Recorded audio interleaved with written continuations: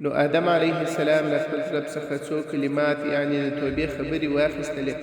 نو الله تعالی د هغه توبه قبوله کړه. بېشکه همدا الله ډېر توبه قبلونکی او ډېر مهربان دی.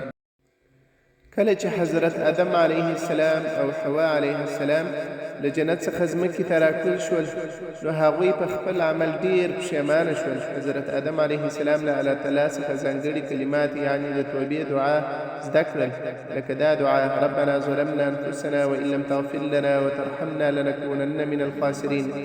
نو کله چې آدم علیه السلام په رښتیني زړه سره توبه وکړه، الله تعالی یې توبه قبوله کړه، ځکه الله ډېر مهربان او بښونکی ذات دی. الله تعالی توبه قبلوي که انسان په اخلاص سره توبه وکړي. دوهم، غلطي کول د انسان طبیعت دی، خو پر غلطۍ ټینګ پاتې کېدل سمه خبره نه ده. دریم، الله تعالی ډېر رحیم دی، حتی د لوی خطا وروسته هم بښنه کوي.